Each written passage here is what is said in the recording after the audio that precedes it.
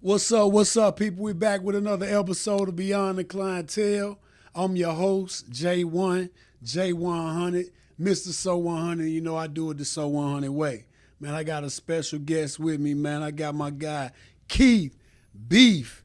Y'all might know him as Thomas Jones. You know what I'm saying? Y'all might know him as Mr. R&BeefDawgs. You know what I'm saying? Man, I got my guy Keith in the building. Keith, what it do, man? Hey, what's up with going you? on, J1? Man, welcome to the show, you having me, man. I appreciate you coming, brother. I really do, man. No doubt. I really want to say that I honestly appreciate the quick response.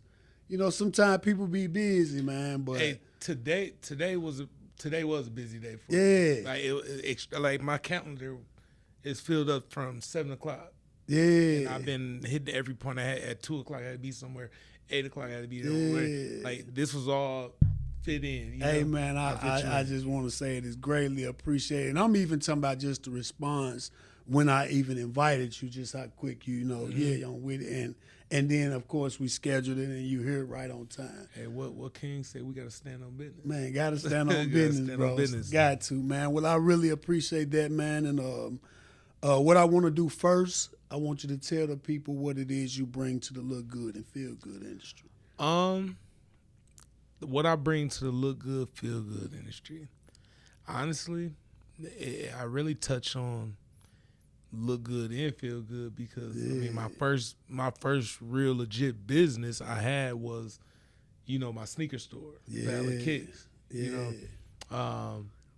Secondly, I bring make you feel good is the food. I got a food truck. I got a new one on the way. Okay.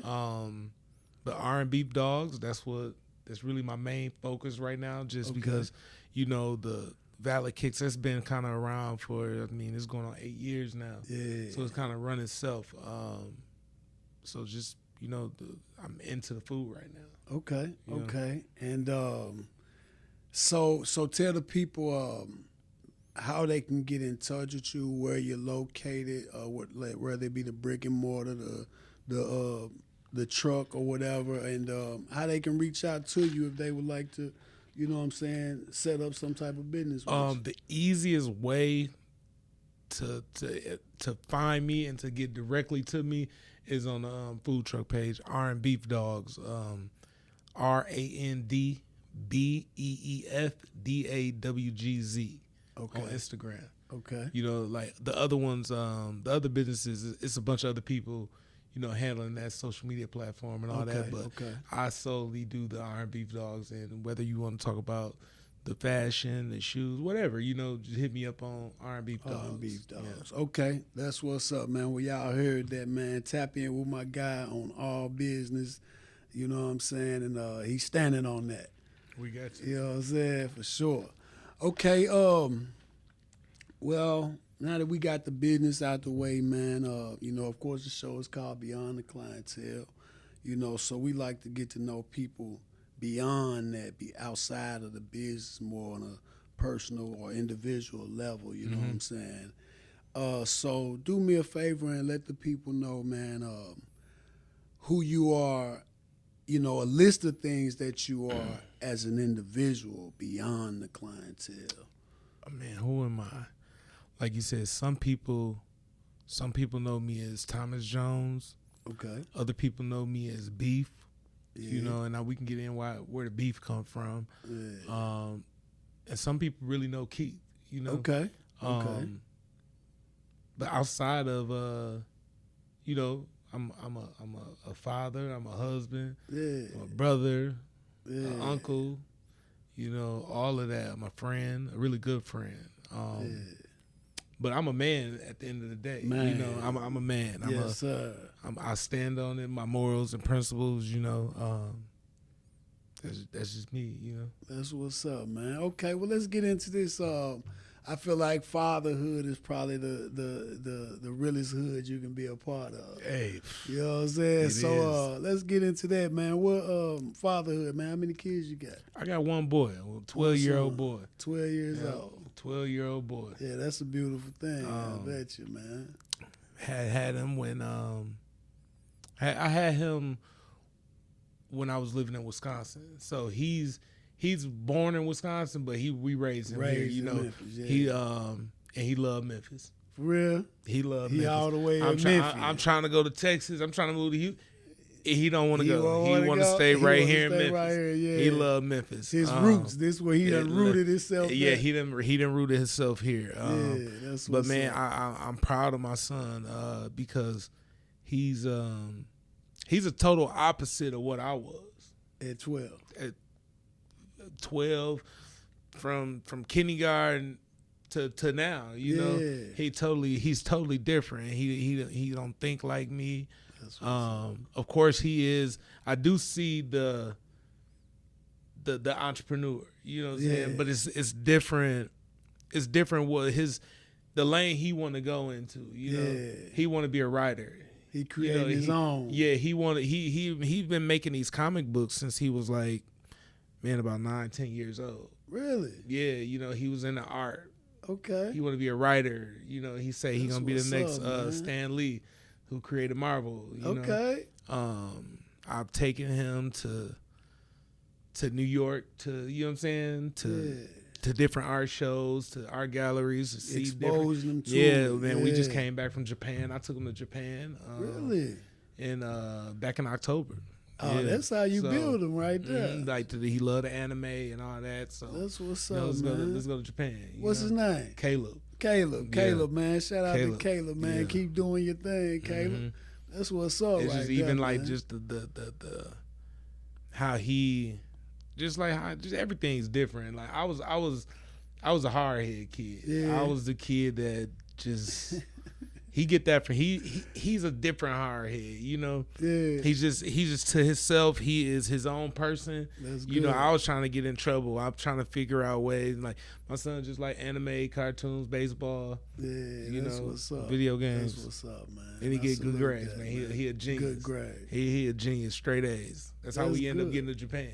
For real. Yeah, me and my wife told him I think it was last year, if he get straight A's across the board, that we'll take him anywhere he want to go in the world. Wow. Anywhere, you know. That's motivation. And he said last year, no, the year before last, he missed it by, I want to say like 2 or 3 points. But no, he actually got a. Well, yeah, it was like a B+. Yeah. But it was the grading scale at his school. He really got a 97. So I think it was 93 or something like that. But if it was in a regular school, it would have been an A. Yeah. So we said, hey, you can't go. But the next year, he said, "Oh no." He got it the next like, year. we ain't missing a point this time. Oh yeah, he got it. Mm-hmm. That's what's up, man. That's a hell of an incentive as a parent. Oh yeah. To say, man, you go wherever you want to go. That's really a great incentive for him to get to it. Because I like people say that I do spoil my son. Yeah, I do spoil him. And the reason why I spoil him is because I compare him to me when I was that age. Right. Yeah. I didn't deserve none of that. I got bad grades, I get all of that. You know what I'm saying? Yeah. So I'm like, he's not doing no wrong in my eyes. You got to give it to him. Mm-hmm. Yeah. Yep. That's real, man. I like that, brother. I like that. Okay, you said you were a brother. How many siblings you got, bro? I got 2 older sisters, and I got a little brother.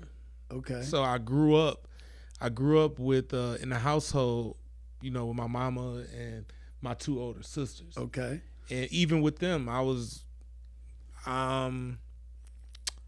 with them, I was always in their shadow. Yeah. You know what I'm saying? I was their little brother. I was Keisha and Shanika little brother. Yeah. You know? I think I could be that annoying brother. Yeah. They used to always say, I was so annoying when I was a kid. They used to always say like, man, when you get to high school, they gonna beat you up. They gonna do this, or when you get here, they gonna do this. But they never did because they was a pretty light skinned, popular girls, and I was Keisha and Shanika little brother, so I really had to pass on a lot of stuff, you know. Yeah, but I didn't like it, you know, and but you know, I was looked at as. I remember just in school, you know, I didn't make good grades. I did just enough to pass. You know what I'm saying? Because my mom really didn't play that shit, but I was hard-headed. You know what I'm saying? So she really didn't play about school. So, I mean, I wasn't getting straight A's like them, but I got through, you know? And I remember just the teachers, man, they used to tell me, oh, you ain't going to be shit. And you ain't. I remember one time a teacher told me, I remember this vividly because I'm like, when I think back at it, I'm like, why would you tell a kid that? Wow. You know what I'm saying? They ain't gonna be shit. And I remember a couple years ago, her and her grandkids came in my store. What? Yeah. I mean, my store was popping, you know? Yeah. And when I seen her, like, hey, you know, the first thing I did, get all them discounts. You know, I ain't hold them, give them discounts. I get y'all, you know? Yeah. I get the proud of you now because I did overcome. I wasn't supposed to be who I am, you know. Yeah, people told me I wasn't gonna be nothing, you know. But I act like I wasn't gonna be nothing, you know. Yeah, you say that's what you were displaying at the time. Yeah, you know. Even back to this kind of a little off subject, but even back to like fatherhood, right? Uh-huh. The reason why I can be such a good dad to my son, and not saying my dad, I'm not gonna label him as a bad dad. I'm not gonna label him as that because he cool now. You know what I'm saying? But he had his own situations that he was going through. His demons, he was fighting, like him getting shot 5-6 times, getting on drugs, in and out of jail. His brother got killed. And all of this, you know what I'm saying? So I don't know what he was going through at the time. I'm just a kid, you know, and just want my dad around, you know. Right. So when I knew for a fact the kind of dad that I was going to be, because it's going to be total opposite of my dad. You know what I'm saying? Like, I don't understand how people be like, man, my daddy wasn't in my life. So I don't know. You know what I'm saying? I'm like, that's you worse. I'm like, I know exactly what to be because I wanted them to do exactly what I wanted my dad to do. If I don't do nothing else, I'm gonna be there. Yeah, you know, be present. Yeah, for sure. Least. You know. Yeah, yeah, man, I can dig that. But yeah, though, man, I just wanted more out of life. I didn't want. That was all.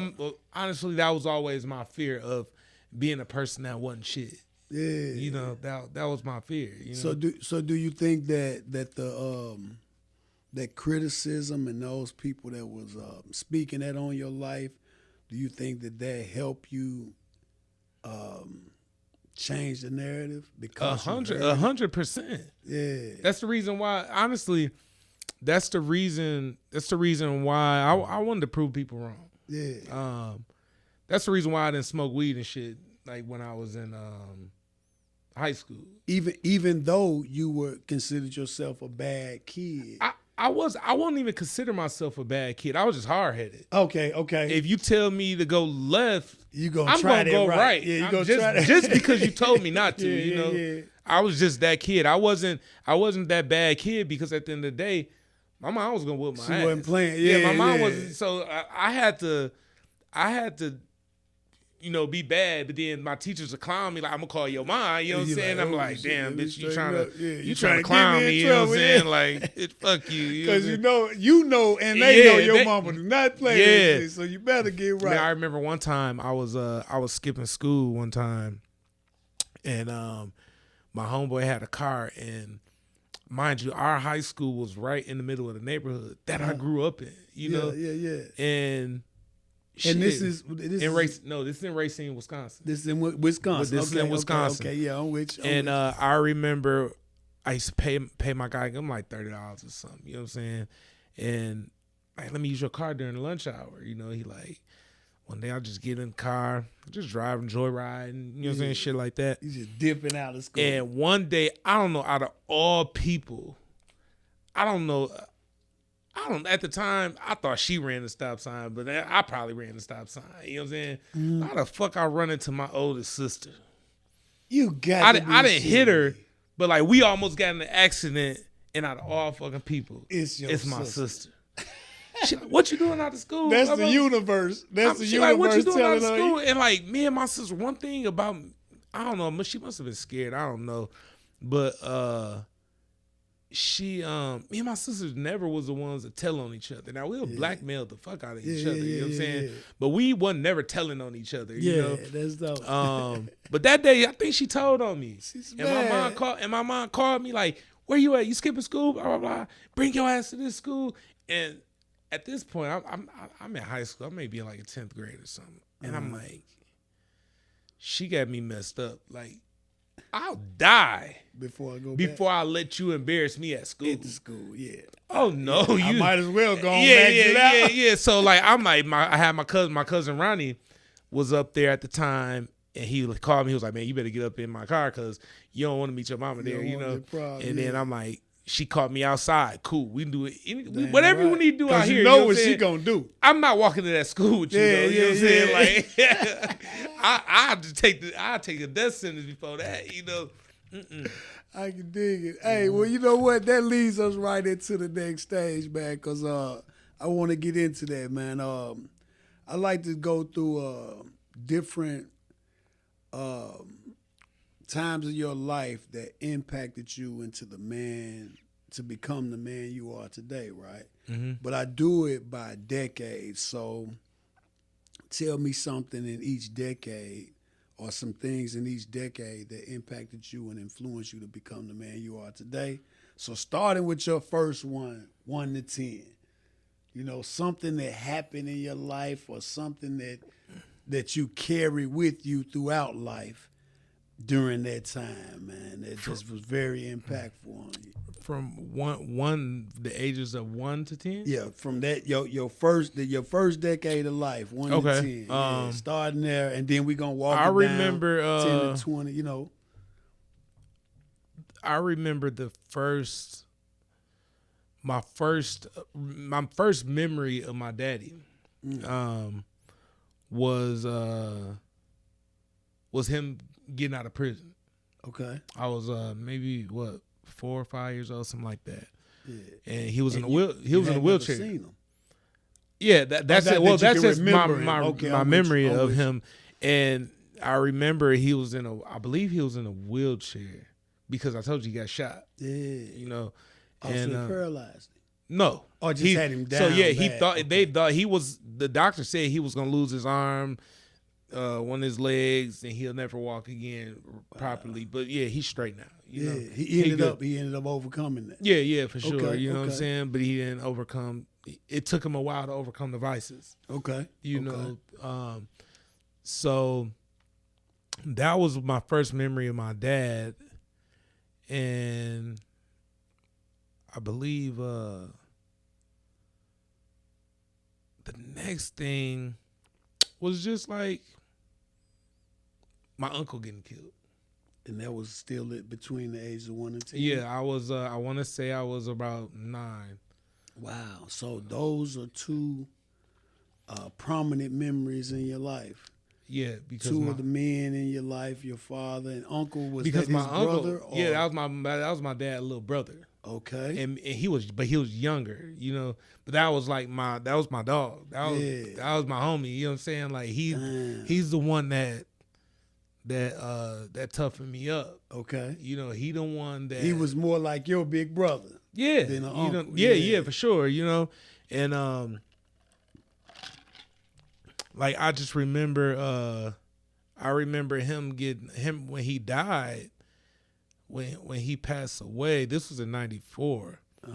I mean, I didn't understand it, you know. And was he murdered or? Yeah, he got killed. And what's so crazy? It was like he was just in the gambling house. Like my uncle wasn't like he was known to be the cool dude. Like that's Derek. Yeah. Like he cool. He cool. He wasn't labeled a street nigga. Okay. You know what I'm saying? Okay. As people will say, he wasn't labeled that. Everybody loved him. You know, He just so happened to be in the wrong place at the wrong time. Somebody rode past, shot the gambling house up, and he got killed. Him. Yeah. Wow. Mm-hmm. So victim of circumstance. Yeah, for sure. You know. Damn. And I remember that, and then I just, I mean, that's really, I don't really have a lot of memory. Yeah, in that young stuff. age. Yeah, like I just remember my mom. That's why I always ask for those impactful moments that really stuck. But even at that age, my mom always had me. One thing my mom instilled in me was work ethic. Really? Yeah, my mom was. I remember being in the 5th grade, even in elementary school. My mom had like convenience stores. She used to clean these.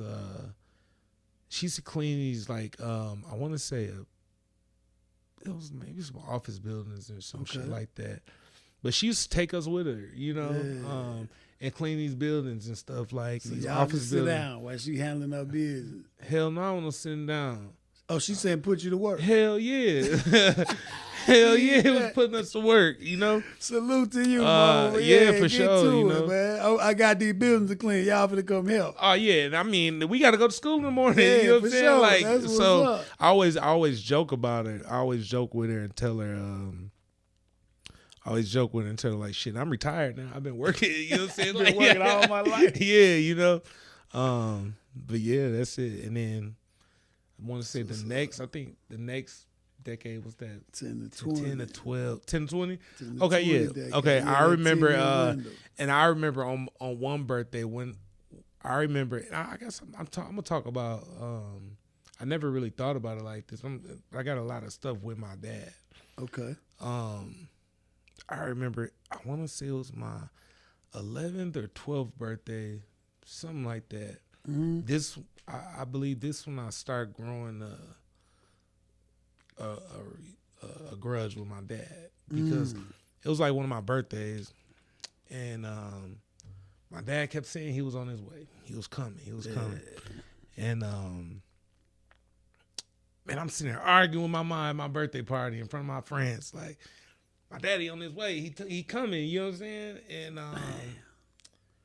And that nigga never showed up. And she's sitting there saying he's not coming. He's not coming. And I'm telling her, you trying like, to stand up to her for him on his behalf. And this nigga never showed up. I said, I can never fuck with this nigga. Yeah, that shit hurt. Like, that it fucked me up. You know what I'm saying? Like, I held on to that honestly for years. Yeah. I'm talking about to my grown up years. Yeah. Like I feel you. I can count at like before now. Like, and mind you, I love my pops. You know what I'm saying? Like, he cool as shit. Yeah. But at this time, from my childhood, from that day, I'm talking about through high school, even up till I was 20-something years old, I had to just be like, you know what? Yeah, you let this shit go. You know what I'm saying? Like, now I got son. But that just shows how much of an impact. I could count on my hands. I count on one hand how many times I told my daddy I loved him. You know, and that's just because the hurt that he gave me. And like, mind you, my daddy, like, when you will love my pops. Yeah. He's always the same. He's been like how he is now. He's loving. He'll give you the shirt off his back. He ain't got any money in his pocket. He don't give it to you. You know what I'm saying? And every time I get off the phone, I love you, son. All right, I'm gonna holler at you. You know what I'm saying? Like, that's you wouldn't say it back. I never would say it back to him. Yeah. You know, just because I'm like, I just couldn't. Because he didn't fix that moment. That moment that he really messed up. And to be honest, he probably didn't even know. Yeah, he didn't know how much it meant to you. Yeah, like, it didn't even, like, after that, it wasn't even why you ain't even show up at, you know what I'm saying? It was none of that. You never even talked I've never even talked about how he made me feel as a kid. You know what I'm saying? Yeah. Never, you know? But yeah, from then, what's that, 12, 13, 14. Yeah, you know, it's a lot happens. Yeah, and I'm just looking at, like, and at this point, I'm just trying to find myself now. I'm like, I want to be a man. You gave up on him in that moment. Yeah, for sure. Hell yeah. You know, I wanted to be a man. You gotta mind you, I'm the only boy in the house. Yeah. You know, and I'm the youngest. Yeah, so everybody think they bigger than you, and you trying to be the man. Yeah, and honestly, they treated me like they little brother and they son. You know what I'm saying? Of course. But I didn't want that. You know what I'm saying? Yeah. I didn't want that. You want to be treated like a man. Yeah, I'll be. And all the time they looking at you like, dude, come on, man. Mm-hmm. Damn, that's crazy. So, okay, so you leading up to your 20s, man. You know, a lot of times, you know, you get a lot of evolution from that point. You know, you say you coming out of high school. Mm-hmm. You know, now of course I'm sure you really trying to find yourself. You really on that I'm a man thing, because now we call ourselves grown then. At that point, I mean, in my 20s, I felt like I was a man. Yeah. You know what I'm saying? Like I never asked nobody for shit. Yeah. Like I told you I've been working since I was in 5th kid. grade. Yeah, You know what I'm saying? yeah. So I always got my own money. Okay. You know, I never sold drugs, but I was a hustler. Dig that. I was a hustler. You know what I'm saying? Yeah. You couldn't. I knew how to get some money. That's what's up. You know. So what was your first true entrepreneurial expedition? Like, what was your first official one where you like I bossed up and did that? You want to be honest? I was in 10th grade. No, I was in 9th or 10th grade. One of them. Okay. And I remember like Kaza, LimeWire, Napster, all of that. And Coach Ellis is one of the football coaches at the school. His son went to Jackson State, so he used to get all this music, and this is the mixtape era. Okay. And he used to send them up to Coach Ellis. Coach Ellis had a computer and CD burner in his office, so he was selling CDs and shit for $5 to all the kids. All the kids. Man, so had the school sold up. I'm talking about you can be late for class. Going to buy some. Nigga, I'm gonna write you a hall pass. You know what I'm saying? Coach get this money. Man, when I remember one time, R.I.P. Brittany Boyles, my sister best friend. She passed. She was in the computer lab. She was writing down her mixtape, all the songs she wanted. And I said, "Who making that for you?" She was like, "Coach Ellis." I said, "How much he charging you?" She was like, $5. I said, "Shit, I'll do it for $3, but you just gotta wait till tomorrow." You know, it might $2. You know what I'm saying? But we 9th, 10th grade, we in. Yeah, that's a power move. Yeah, you know, like I bet I'm gonna wait to say that $2. Yeah. So, and I made her CD, brought it back to her. And then I had this white boy in my class that was cold with the computers. He knew how to get the whole albums off the sharing sites and all of that. Yeah. So he showed me how to do that. So now I'm like, bet I'm just making a CD. So I was undercutting Coach Ellis in school. You know what I'm saying? Like I was taking his because I'm selling them for $3. Yeah, you moving up. So I remember, man, it was I remember one day we was going to passing time. It was like one of the passing times, like 4th to 5th hour. Yeah.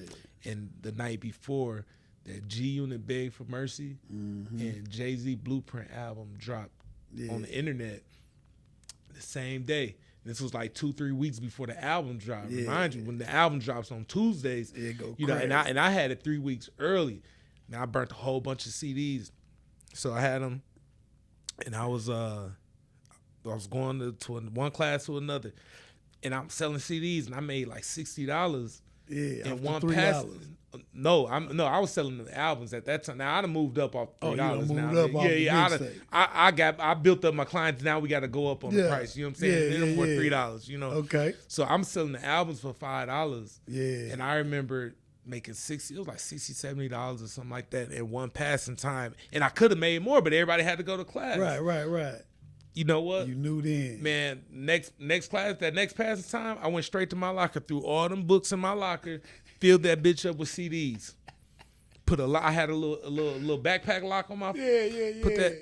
Man, I'm selling CDs. Yeah, I knew then. I'm trying to get some money. This like, it right here. Yeah. I knew it was it. So and, that's when you caught the bug. Yeah, because at because at that time I'm tired of working. You know what I'm saying? Yeah, for sure. I had a job. I had a job at matter of fact, my auntie had a daycare. She had got her like certificate to have a daycare, but she was just like in the process of adopting her grandkids or whatnot, but they were still in the system where they can, you know, have daycare or whatever. Yeah. And I would watch them and they would give me the money. And mind you, I'm in 9th grade. This is I I was getting paid like $300, $350 or something like. Public aid was paying. Yeah, for sure. You know what I'm saying? So you get the full boy check. But the only thing about that is, I had to come right home after school to watch these kids. Yeah. And I'm like, nah. I'm like, I want to go to the center. Right. I want to run the streets. You know what I'm saying? I'm at this time. I'm not real. I like money, but I'm like, it ain't that serious. You know what I'm saying? Fun, but then I fucked up because I'm like, then I went to go get a job at this pizza parlor, busting tables. I think $2. Yeah. $2. I'm like, what the fuck was I thinking? You know what I'm saying? $2 plus tips. I think I made like $300 every 2 weeks or something like. Man, I'm like, oh, I was losing. My first check was $2. But then when I start doing the CDs and shit, that's when I'm like, well, shit, I looked at, hey, I got work experience now. You know what I'm saying? I got working been since 5th grade. So, so like I just started hustling them CDs and stuff.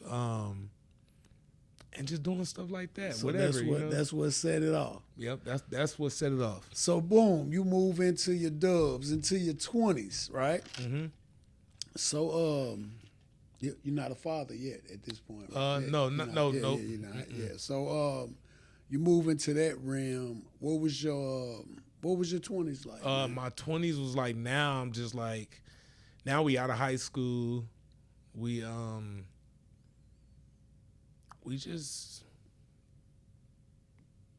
just trying to live life. You know what I'm saying? Living. Like, just have fun. So you didn't go to college. You didn't try no college. I tried a community college. I tried like a community college. That's too much like high school. I tried this. That shit was like, it was too much. It was too much like work. I told you I wasn't. Oh, okay. I didn't really fuck with school like that. So I'm like, I'm straight on like just going to school. I'm trying to get this financial aid. Okay, yeah, you want that check? Yeah, you know. So really, so I was like trying to throw parties, and stuff like that. And mind you, I had a job. I had a good job too at the time. Okay, you know. So I linked up with this other dude that was throwing parties that worked there. You know, so we would throw parties and stuff together, and I would, you know what I'm saying, get a little money off that. Okay, and I was working a job. I was, you know, I ain't had no kids. I was living with my mom. Yeah.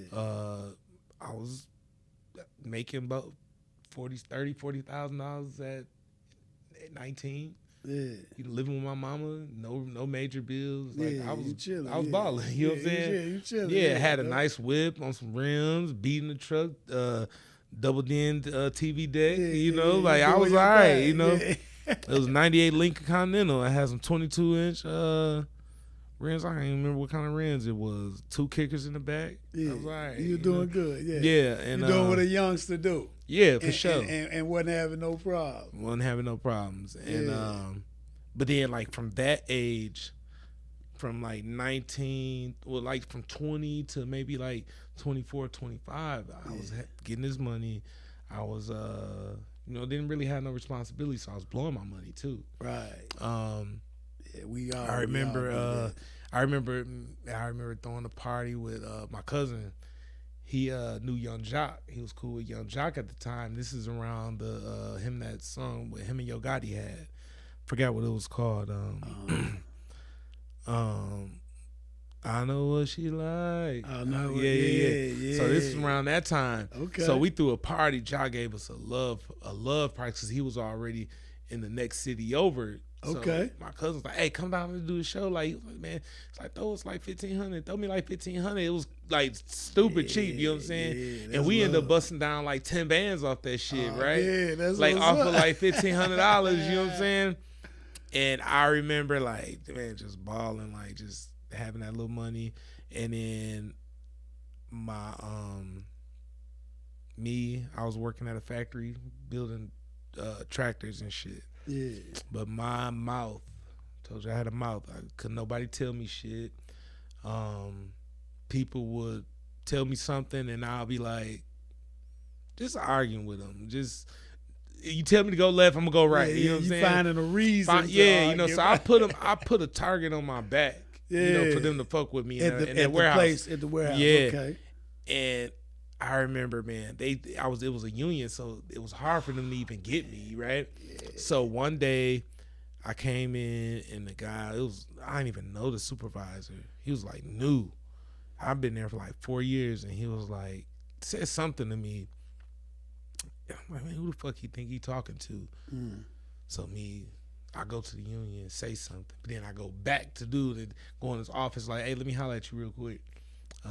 You see how you harassed me like that over there? I said, if it happened again, we gonna see what's gonna happen. You gonna threaten him. Man, How I'm you thinking, threaten the boss? man, dude went to HR, told me I'm talking to the union.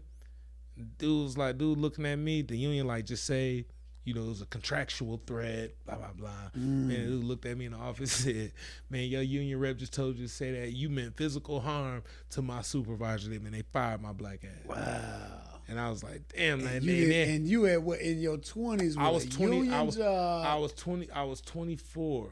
And didn't even know what and position just found you had. out my girl was pregnant. My son. So now I'm like fucked up because I'm like, man, I had all this money, blew through it, and I ain't got no money now when I really need it. Yeah, you know? that's a reality check. Yeah, so now I'm like, oh shit, I'm the first thing I'm thinking, I'm about to move to Memphis because I used to come down to Memphis and to kick with my cousin. And he kicked with all the rappers. Level 2 was the first. Level 2, honestly, Level 2 is what made me want to move to Memphis. Made you want to come here. I've never been to a club, and Level 2, I remember just crazy. And it used to be wild. Yes, and like I remember when I lost my job, my girl was pregnant, and I was like, shit, I'm about to move to Memphis because shit, I ain't got nothing. Yeah, you know, because I'm like, I'm just gonna kick it with him, party every day, whatever, blah blah blah. But I knew I was a hustler. Yeah. But like in Racine at the time, I just felt like I was looking at a glass ceiling. Yeah, I knew that I could do so much, but I couldn't do it there. Like I see it, you know. Yeah. And then she was like, well, just wait till, you know what I'm saying, this like his son born, and he'd be like 1, blah blah blah. Then I'll move with you, blah blah blah. So now I don't got no job. I pulled money out of my 401k. I used some of her tax money, and I was like, man, I'm gonna throw another party with Jock. Okay, yeah, that's your connection, yeah. And I'm like, what we gonna do is we gonna throw 2 parties now. We gonna throw one in Racine where we from, then we gonna throw one in Milwaukee, like 20 minutes, you know what I'm saying, up the road a little bit. Did that shit. I'm talking about did radio promo. This is around the time where niggas was really hitting the streets with them flyers. Yeah, I remember those. Streets, flyers, posters, promo, all of that. Oh man. This time, man, he didn't charge us. He charges more now because we're flying him up here now, you know. And then he done got a little bigger at that time. This wasn't even the prime, but he was all right. You know what I'm saying? Yeah. He was okay. But it's still like he wasn't just already there, you know? Yeah. So, man, me and my cousin busted down, and then like we did everything right. And we had our first party in Milwaukee, and that bitch flopped. Oh, it flopped. It was so now you invested more. Yeah, but we got another party too. Yeah, in Racine. Yeah, in Racine the next day. That did better, but it still wasn't enough money. It didn't add up to both. Bro, I lost all my money. Wow, I lost all of it, and right there I was like, I'm leaving this bitch. Wow, I'm for sure. I had got a little job at Coca-Cola being a picker, and at that point, it was like, and that was work. I don't know if you ever heard about Coca-Cola. Yeah, what they going to, you doing going to pick forklifts, you know. Like not even forklift, we was on like a pallet picker. Like, so we got to go pack all the sodas for Walmart. Yeah. Like I was working like second shift. I want to say like came in at like 4 and it was in Milwaukee. So I had to leave the house about an hour or something early. Damn. So by the time I got back off work, nigga, the mall was back open. Damn. And I'm like, damn, like yes, we made some good money, but you worked for every dime of it. You worked for every dime of it, right? And I was just like, man, I'm gonna try to transfer down here to Memphis. Cause you know what I'm saying? Yeah. But it wasn't working fast enough, and they were like, damn, man, I'll just quit that bitch and dipped. For real. Yep. I did. My girl actually moved first. Okay. She just got done with college, and she was trying to get into a hospital. She a nurse. So she was trying to get into a hospital. She filled out a bunch of applications down here. Man, they called her back like that. I stayed for a little bit while she came, and I kept my son up there, and shit. After like a month or so, me and him did. I didn't know what I was gonna do. I didn't know. That's what's up. I didn't know what it was. This was like a foreign country to me. Yeah. All that. Remember, I told you I thought came on just a blank mission. I came on a mission, but you didn't you didn't know it was a blank mission. Just like you just said I'm gonna go figure it out. And it's night and day from up north. Oh, it's definitely. Night and day. I'm from Illinois. Okay, yeah. So now and it's like okay, up there we check the weather every day. I moved in May. Okay. So I'm like up there we check this still chilly, you know. Yeah. Up here and down here, it's like it's hot as fuck every day. It's hot. Already hot. You know what I'm saying? Every day. And I'm like, damn, like I don't know what I'm gonna do. I'm broke. Like my first job down here was at the Delta Fair pulling tickets. I worked at the Delta Fair pulling tickets, and I was just like, man, I didn't know what I wanted to do. I didn't know if I wanted to be a firefighter or I wanted to go to culinary school. Like, man, I got a passion in cooking. I love cooking. Like the firefighter thing, cool, but at this time I'm over 300 pounds. Okay, so I'm that like, means I'm not, nigga, I'm not about to pass that test. You know what I'm saying? Be so and I'm like, I might as well just go to culinary school and shit, I have a passion for cooking. You know, they telling me I can get a job, or I'm gonna be a chef, this. Halfway through it, I'm like, I don't want to be, I don't have a passion in this. Yeah, you were just trying to find something. I'm like, I figured, I'm like, halfway through it, I didn't have a passion, but I'm not a quitter, so I gotta find my niche. Yeah, so I'm like, we had this marketing class where I'm like, we had to build a restaurant from the brick and mortar. We had to even laying tiles, and I'm like, I don't want a restaurant. For one, it was just too much work for that project. You know, I'll do a food truck, and I didn't know the area here. You know what I'm saying? So I'm like, I'm gonna do a food truck for like it was in Racine, and I'm gonna just do it like that. You know, and I made a business plan for a food truck. As a project. And I'm like, damn, this shit cool. So this is for school. This is for school. Okay. Yeah, this is my marketing class. Yeah. And that's where I found my niche. And it was business. Yeah. Like I didn't want to be in nobody's kitchen all day fucking cooking. You know what I'm saying? I can dig Unless it's mine. Of course. Even though you had the passion, but you knew that is not how you wanted to live. I didn't have a passion in cooking. I had a passion in business. Okay. You know, I didn't care I didn't care what it was as long as it was mine. Yeah. And so I was just doing that. I get through culinary school, and how I picked up the shoes first. Okay. Because we're down here in fashion. We're down here in Memphis, so shoes is everywhere. Yeah. So I'm like, damn, I knew some people that back home that had shoes or sold shoes, but I ain't had no money. I'm like, hey, I called this dude, my sister's husband, his friend was out in Denver, Colorado. Okay. I seen him open up a store. I'm like, hey, we got his number. Hey, I'm Sneaker little brother, blah, blah, blah. I'm down here in Memphis. I can get some shoes, but I ain't got no money. That nigga needed shoes. He had the money, but didn't have no shoes. Okay. So he sent me the money. So now, like, he sent me, I want to say the first rip, he sent me 10 G's. And now I'm like, this is my first, I got 10 G's in my pocket. Now I can just get out here and navigate Memphis. And now I'm like, when I see these dudes with shoes, I can come up now. I can have the conversation with them because I got the money in my pocket. Okay. So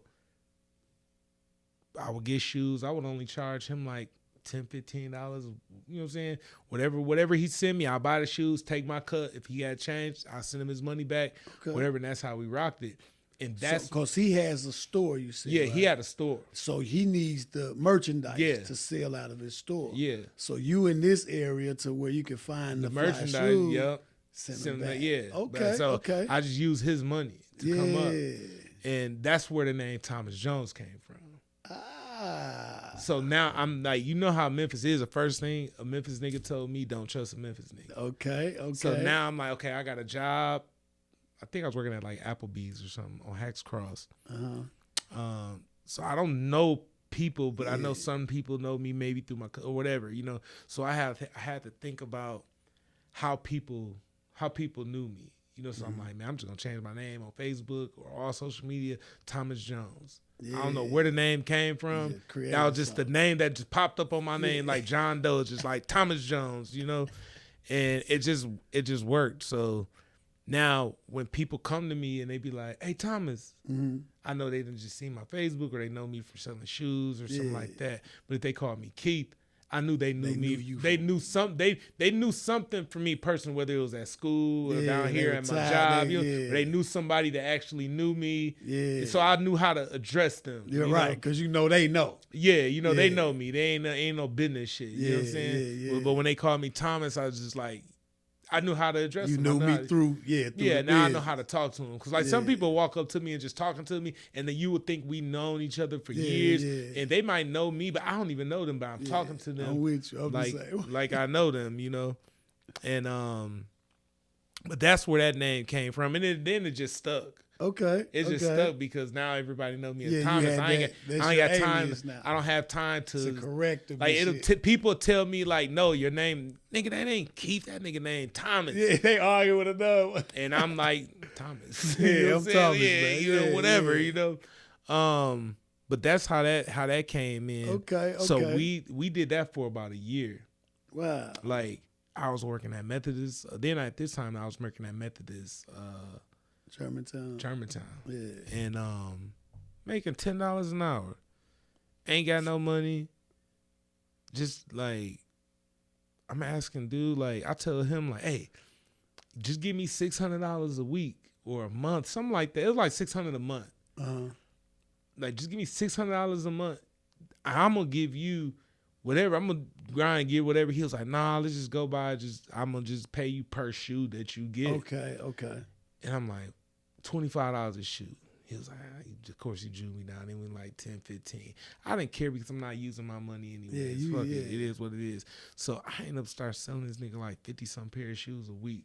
So that $600 turned into like sometimes like 2 G's, you know what I'm saying? A month, like a week or whatever, you know. And the same shit, nigga, I was going to do this for $600, you know? Yeah, you finna undercut yourself. Yeah, so I just was grinding. We did that for about a year.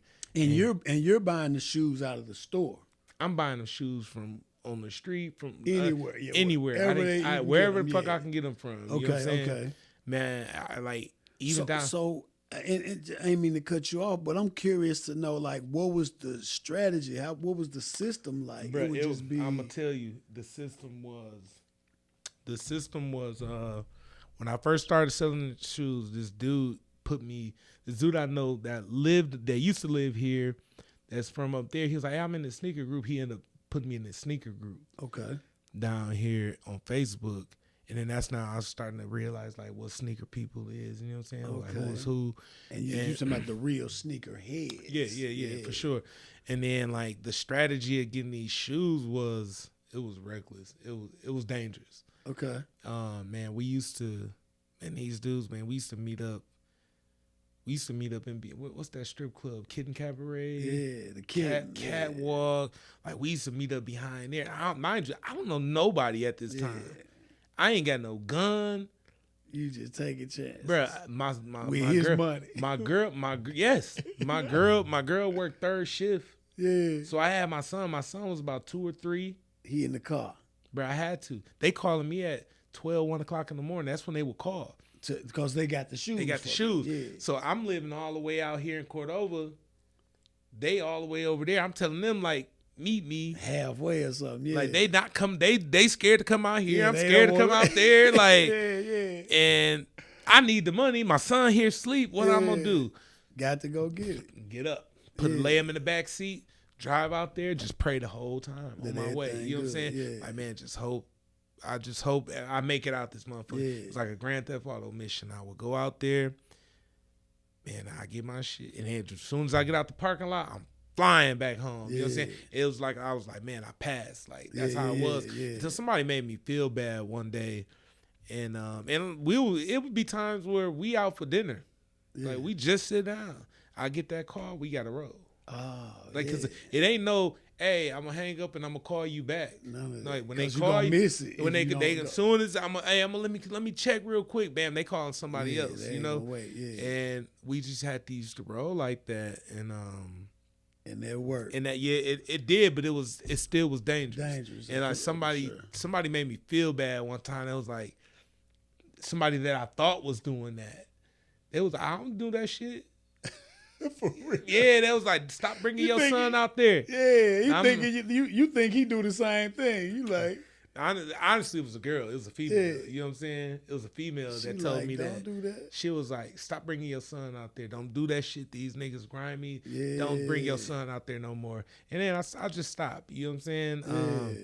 Because now I'm like building my own connections and I don't got to do all that shit no more. You know? And it just wasn't, I mean, it was worth it. It was wasn't- worth it. Yeah, at the you know what I'm time. saying? Yeah, I know. Yeah, it was you had worth to it. do what you had to do. Yeah, you know, but I just started taking, you know, just moving different. So whenever you basically you saying it can come off the black market, it can come out of the store. I didn't give a fuck where Where? it was coming from.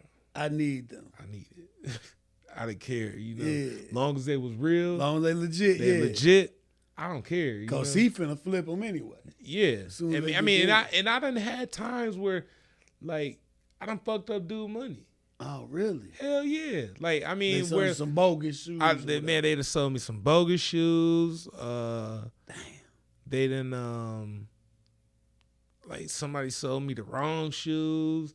Like give you the box with the Like, yeah, like they'll have like I would like ship them here, blah blah blah. You know what I'm saying? And then he get the shit that ain't even It what. ain't even that. Yeah. Damn. But he was and they was making so much money at the time. Yeah, he had. And they didn't even care. Yeah, I mean, you taking the chance. I mean, Oh that come yeah, with for the sure. game. Yeah, that for come sure. with You know the what I'm saying? game. Yeah. And like that, but he didn't. They was making a lot of money, so they didn't even care. You know, it Yeah. was just like, man, we gonna get it back on the next round. You know? Damn, he wasn't tripping. That's cool. He wasn't tripping. Then we did that for about a year, and he was like, "Hey, he was from Racine, where I'm from. He was like, we should open up a store."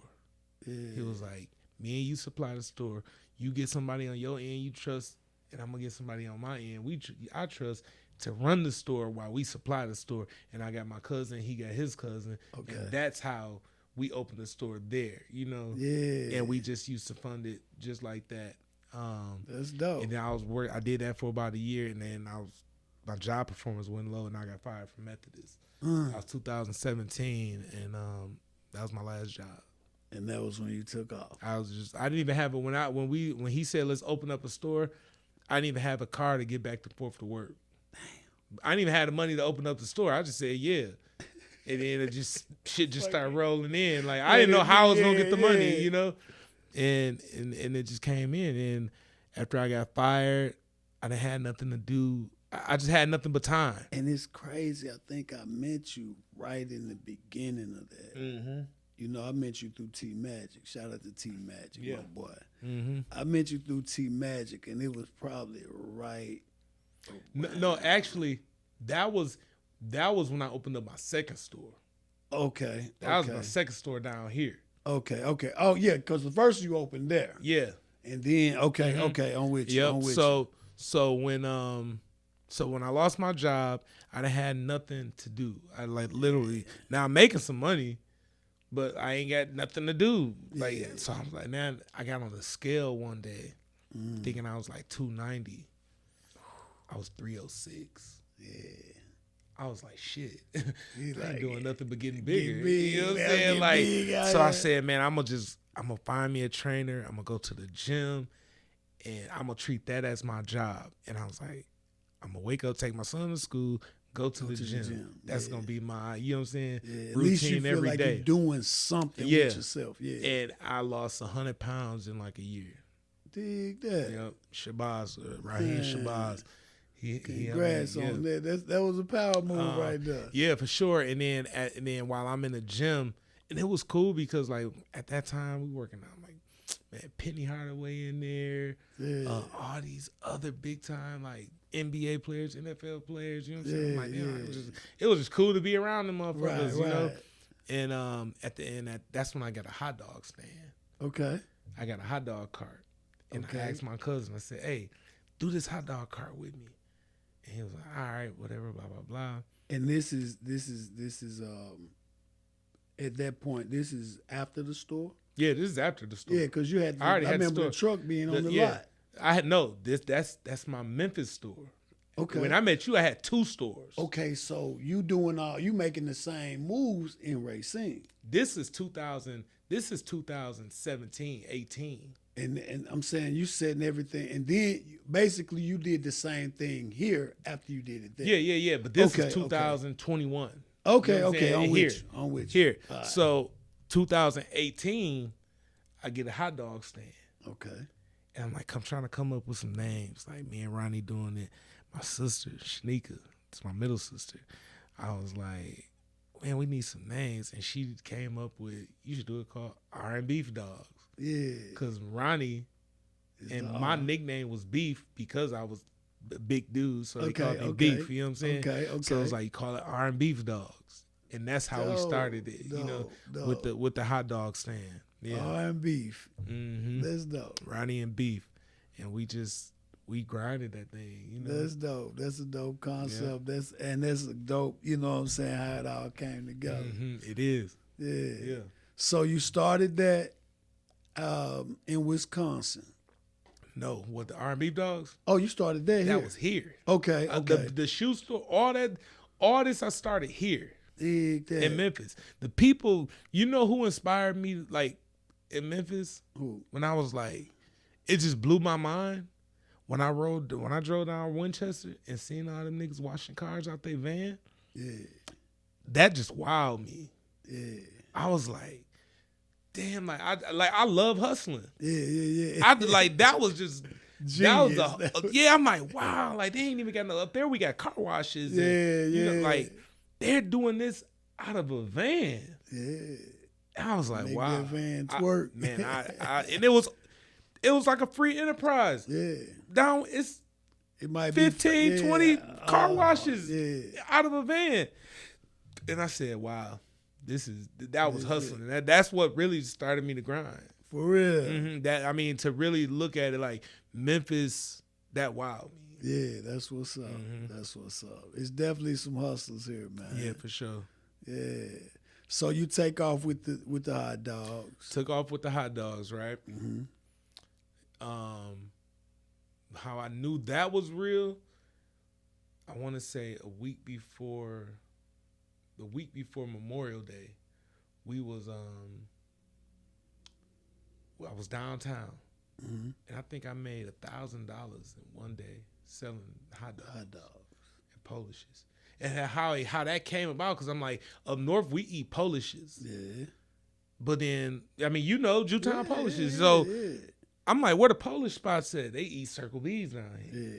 And I was like, I'm going to bring some Polishes down here, like some Polish and brats. Yeah. And that's all I sold.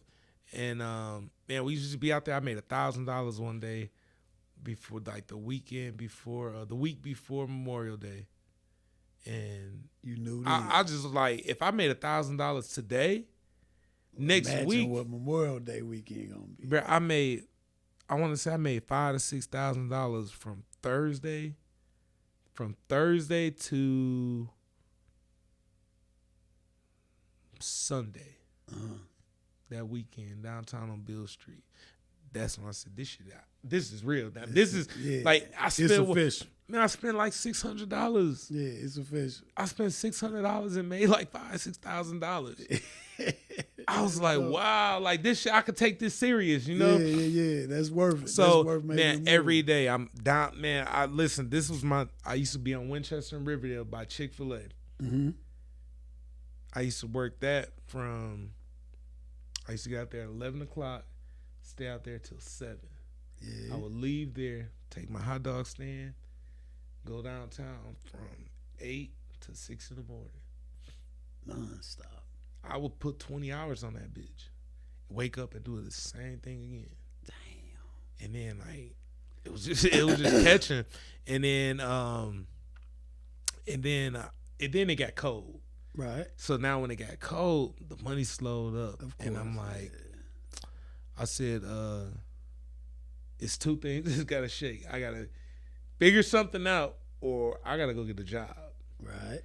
But I damn sure wasn't trying to get no job. Yeah, you don't want to I'm work not no trying more. to You get done got a taste of it. Yeah, I'm You not got trying to get it. no job now. So I'm like, all right, I think I got about $7,000 saved up. I'm like, man, I'm trying to buy a food truck. They trying to sell me these bullshit ass food trucks. And I was about to buy them. And then my wife was like, look, I was like, man, they got these food trucks down there. I'm like, man, they're like 14,000. Uh-huh. Like, man, I could get the money, just save up a little more. You know what I'm saying? My wife was like, look, take the money that you got. Yeah. We had bought a house at the time too. Okay. She was like, we pulled the money out of our 401k. I took the money that I had, paid the 401k off, borrowed the money back. She let me borrow money back out of 401k. Then we went down there and we went to San Antonio and bought my first food truck. Okay. Little 14-foot food truck. It looked nice. It was just one of them cheap ass ones they built in Mexico, sold them over here. Like, we brought that. She drove down there with me. Like we did. We drove to San Antonio, literally drove down there, drove right back. No sleep, like tired as fuck. Ran out of gas like 2 times in a row. Damn. Like, cause pulling the trailer, like it just drained it. Yeah, you know, and she was with me, grind. She was with me. You know what I'm saying? Yeah. Like we came back and COVID hit. Matter of fact, I ain't had no money. I didn't have no money to buy a generator. She ended up buying me a generator, and then COVID hit. Damn. And I'm arguing on the phone with her, going down Union, and she like, why you out here? And this was like a week before they let the school out. I think it was the same week they let the schools out, like said go home. I'm like, man, I don't know what the fuck a COVID is. Like, I don't care about a COVID. I'm trying to get this money. You know what I'm saying? Like, I don't even know what a COVID is. You know what I'm saying? You can't be scared of what you don't know. I'm like, she in the health field, so she a nurse. So she panicking. I'm like, man, fuck a COVID. Like, what is it? You know? And I got in a car accident, totaled my truck, arguing on the phone with her. For real. And she ended up renting me a F-250 for 4 days. She rented me that truck for 4 days, and she was like, if you make your money back, are you gonna rent the truck again? Yeah. I'm like, I don't know, probably, whatever.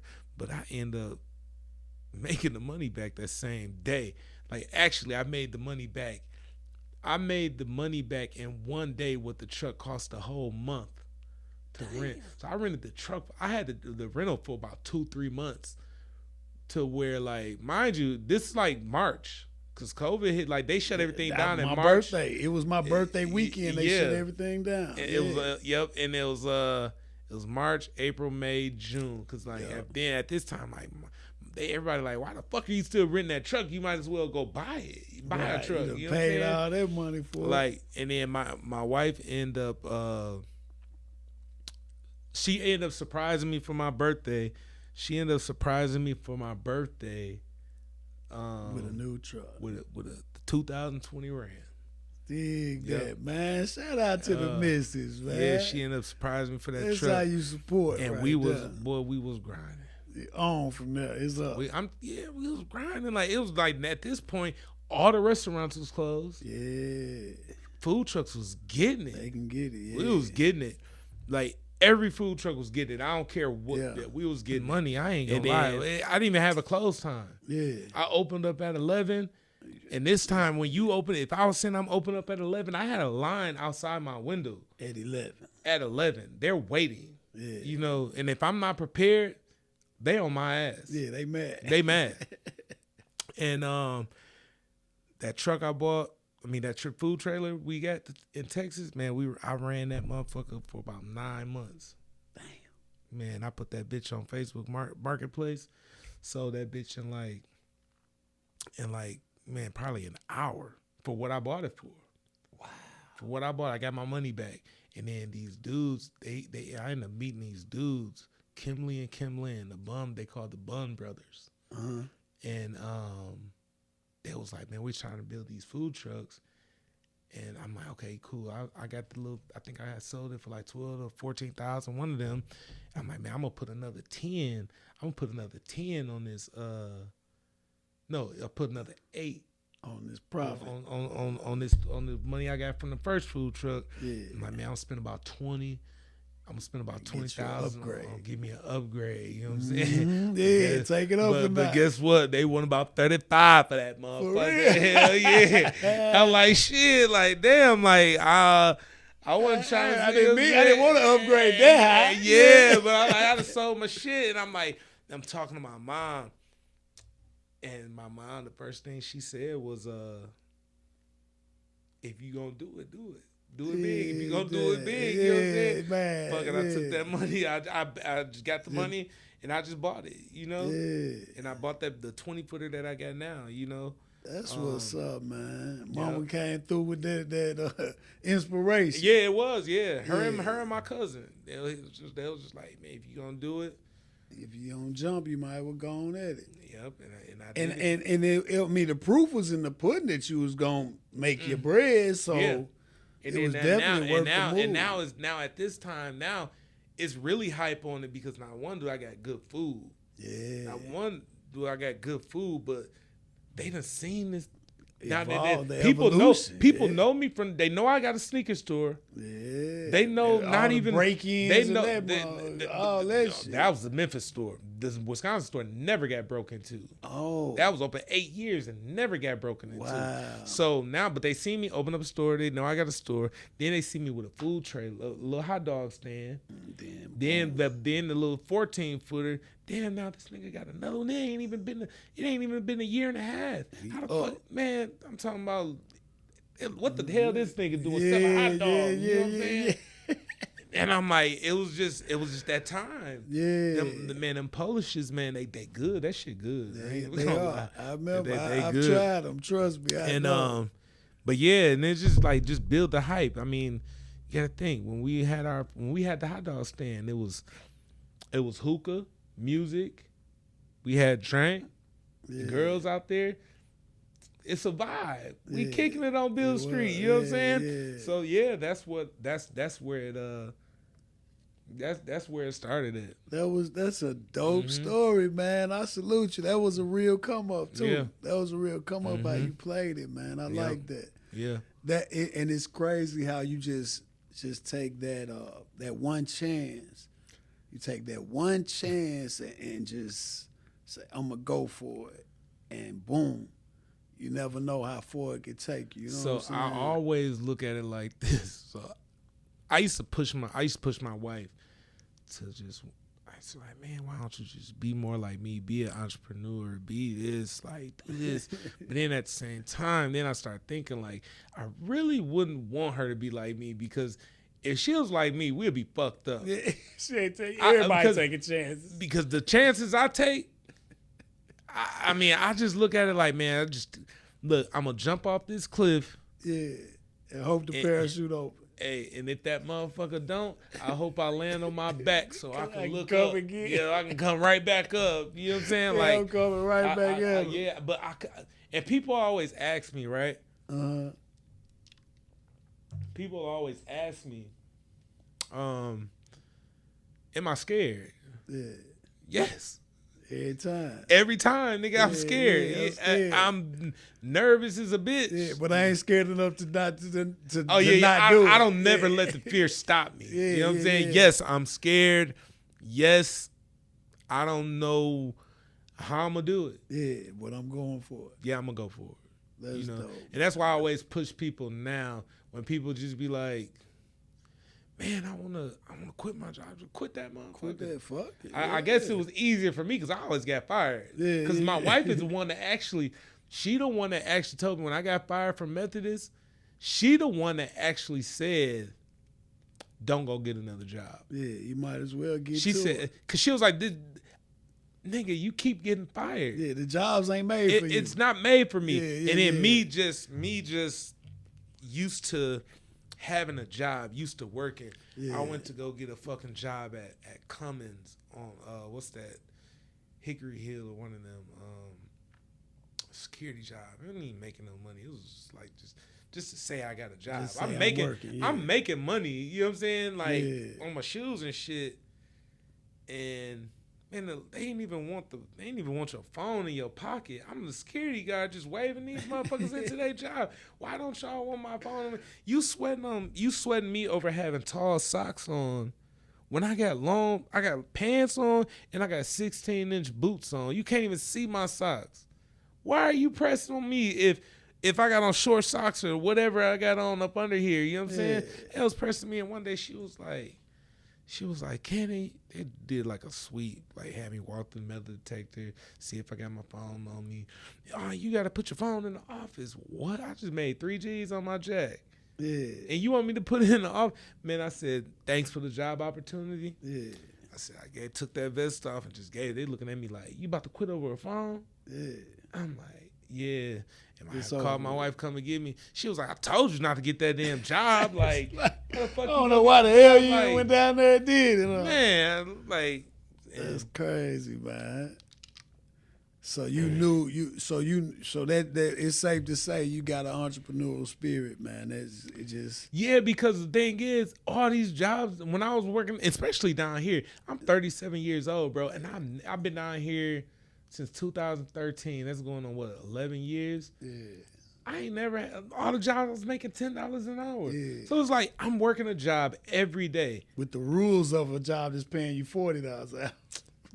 It ain't even really the rules. It's just like I'm just hard headed. But then I'm like, I'm working this job every day. Yeah. And I'm still broke. Yeah, you ain't seeing I ain't shit. got no money. Like I always had this mindset. I said, if I can work, I said, when I was working at Methodist, I was like, if I can have my own business, I ain't gotta be rich. I ain't gotta be this. If I can have just enough money to pay my bills, and to do what the fuck I want to, I'm cool. I'm working every day in this motherfucker and barely got no money. Do nothing. Like ain't got no money to pay my bills. So shit, I might as well grind on your own. Man, making $10 an hour. Shit, I might can ask a motherfucker for $10 every hour. For real. You know and get it. Like, that's easy. Like, man, please, like, and she was just like, I told you not to get that job. Like, I'm like, damn, she right. You know, and I just never went back.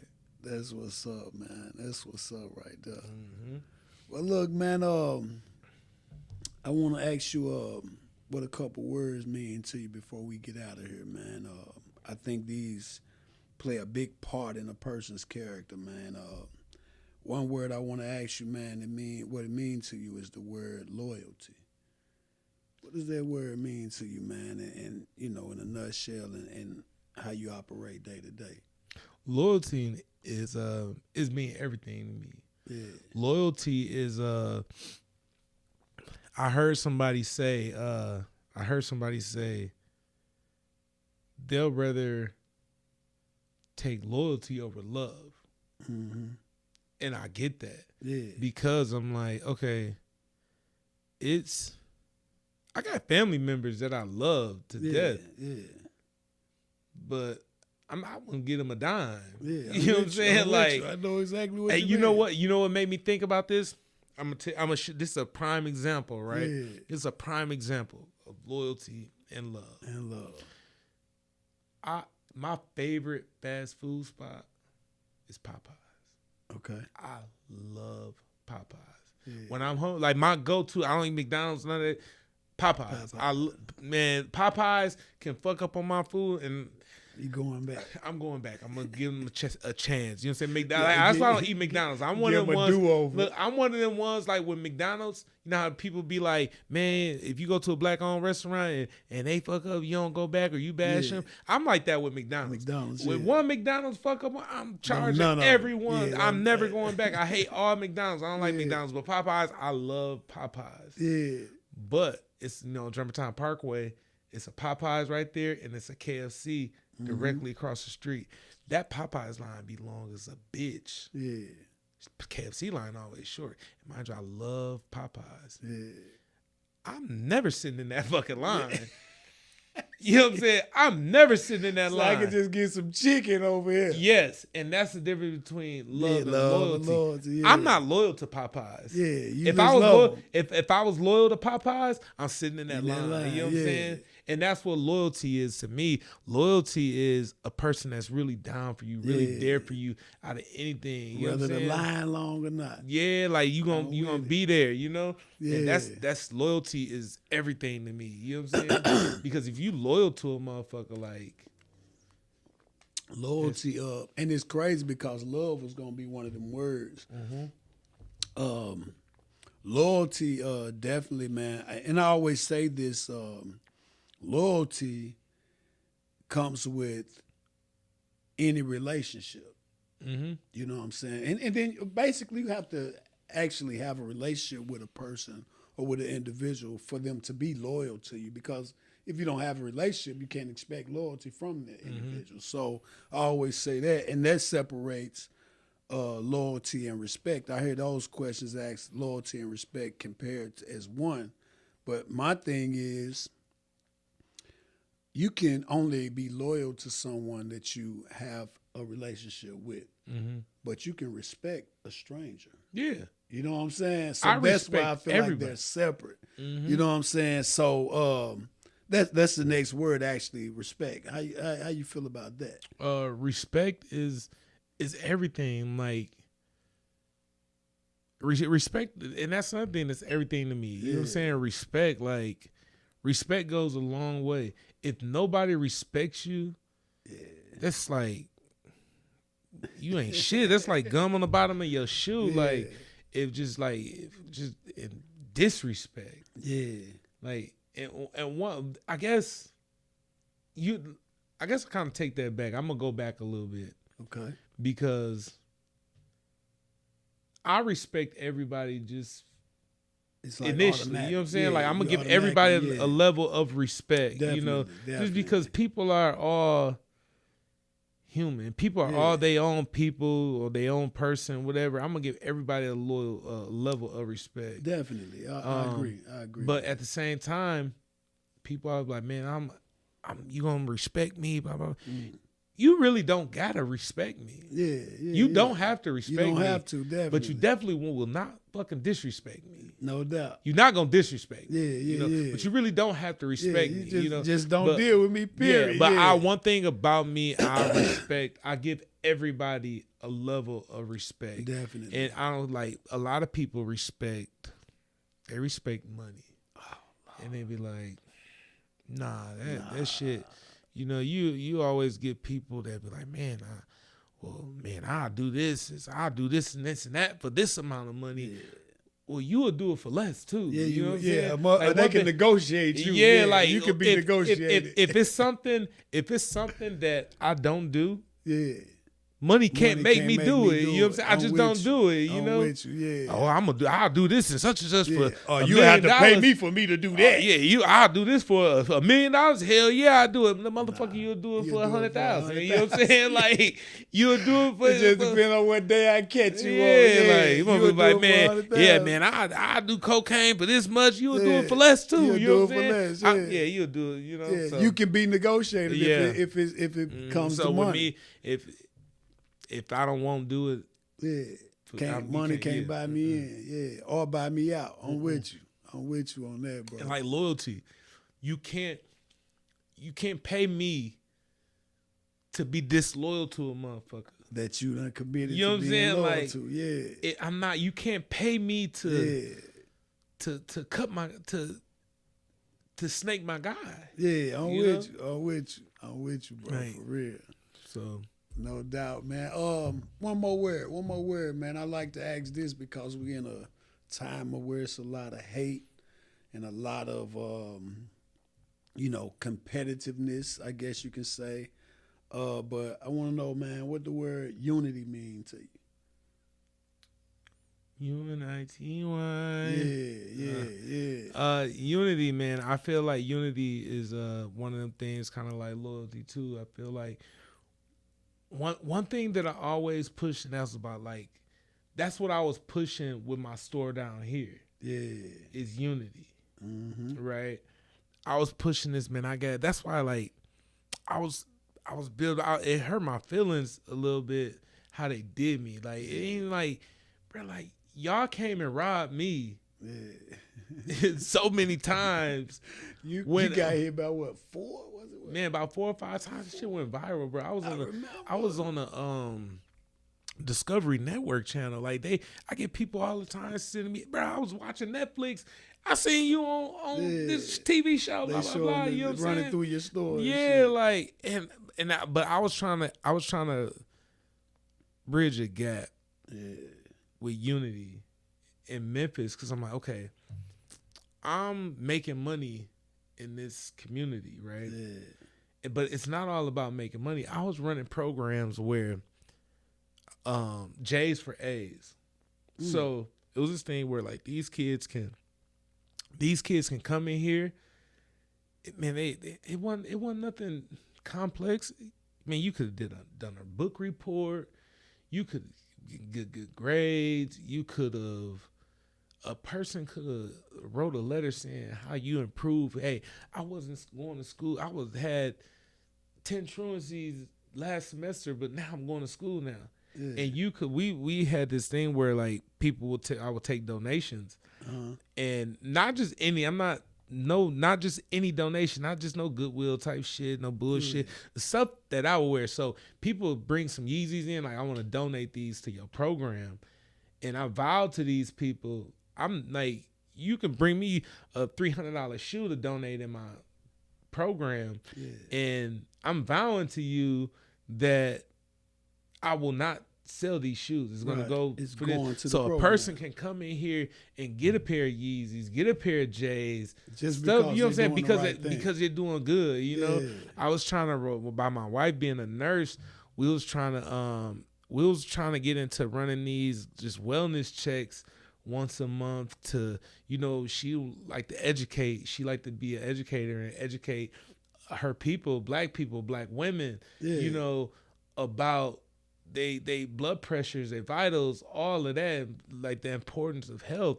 I ran a program where like I would show people how to build a clothing brand, whether it's if you got a clothing brand, if you want one, how to elevate one, teaching people the difference between wholesaling and manufacturing, that type of thing. And like I was trying to build unity. Right. I was trying to build that unity in the community with this.